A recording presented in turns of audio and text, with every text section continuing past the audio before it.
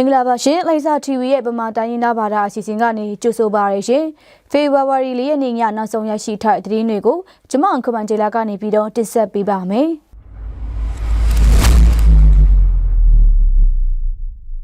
KIA တပ်မဟာ3ဒေတာဗမော်နဲ့ KIA တပ်မဟာ9တပ်ရင်3ဒေတာဝိုင်းမော်ဘက်ကိုစစ်ကော်မရှင်တပ်ကလက်နက်ကြီးများဖြင့်နေ့တိုင်းဆိုသလိုပြစ်ခတ်နေကြကိုရှေ့တန်းသတင်းအရေးမြင့်များကပြောပါတယ်ဗမော်အမတ်1အထက်တန်းကျောင်းနဲ့ကံဦးဖုန်ကြီးကျောင်းဘက်တွင်တဆွဲနေရယူထားတဲ့စစ်ကော်မရှင်တပ်က KIA ပူးပေါင်းတပ်များနေရယူထားတဲ့ကံတော်ရက်ကွက်စင်ကုံပဟာရီဘက်ကိုလက်နက်ကြီးများဖြင့်ပြစ်ခတ်နေပြီးနမ်ဖာတာမိုင်းလုံတက်ကတော်တလျှောက်ဘက်ကိုလည်းဒရုန်းဂျက်ဖိုက်တာဖြင့်ပုံချတိုက်ခိုက်နေပါတယ်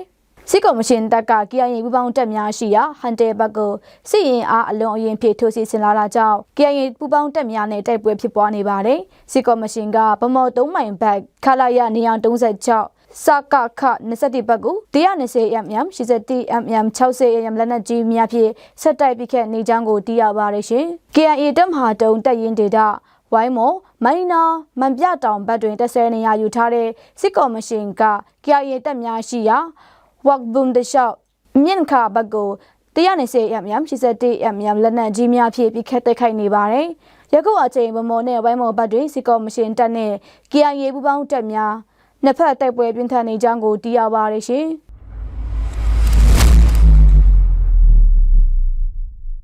ကားရယံစံပိုင်ကြီးရောမှာမတ်လ2ရက်နေ့ကစစ်ကော်မရှင်တပ်မှလေရင်နဲ့ပေါင်း900ယူဆလို့ရတဲ့လေရင်ဘုံကျဲချတိုက်ခိုက်ခဲ့တယ်လို့သိရပါတယ်။လေရင်ဘုံကျဲချခဲ့တဲ့နေရာဟာစံပိုင်ကြီးရွာအဝင်လန်းစီယံခုံဇော်အောင်ရဲ့အိမ်ဘေးမှာနှစ်ကြိမ်ရွာတွင်းရှိလိုက်လောတဒါမှာနှစ်ကြိမ်ကျဲချခဲ့ကြောင်းကိုသိရပါတယ်။လေရင်နဲ့ဘုံကျဲတိုက်ခိုက်တဲ့နေရာဟာ2017ခုနှစ်ကစစ်ဆောင်ထားတဲ့ရွာဖြစ်ပြီးလွန်ခဲ့တဲ့နှစ်မှဆောက်ရိတ်ဂါရယံပတ်ဝန်းကျင်မှာစစ်ပွဲဖြစ်ပွားတာမရှိတော့တာကြောင့်နေရက်ပြန်ကပြန်လည်ထူထောင်ရေးလုပ်နေတဲ့ရွာဖြစ်ပါတယ်။ပုံကျဲတိုက်ခိုက်တာကြောင့်လူထိခိုက်ဒေဆုံးသူမရှိပေမဲ့လူနေအိမ်များနဲ့အထုံးအဆောင်ပစ္စည်းများပျက်စီးဆုံးရှုံးတော့ရကြောင်းသိရှိရပါတယ်ရှင်။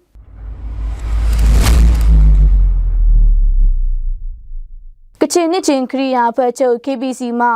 ဦးဆောင်ပြုလုပ်တဲ့38ကြိမ်မြောက် EC အစည်းအဝေးနဲ့40ကြိမ်မြောက် KBC တင်းလုံးကျွတ်အစည်းအဝေးကိုမတ်လ3ရက်နေ့မှာဆောက်၍မုံငင်းမြို့မှာကျင်းပပြုလုပ်နေပြီဖြစ်ကြောင်းကိုသိရပါတယ်။ကချင်နှစ်ချင်းခရီးယာဖွဲ့ချုပ်၏ရှေ့လျှောက်လှုပ်ဆောင်တော်မဲ့လုပ်ငန်းများနဲ့2026-2030ခုနှစ်အထိ KBC နှစ်ချင်းခရီးယာဖွဲ့ချုပ်မှတာဝန်ထမ်းဆောင်တော်မီအမှုတော်ဆောင်အတင်များရွေးချယ်မှုများပြုလုပ်နေတာဖြစ်ပါတယ်။အစည်းအဝေးတွင် KBC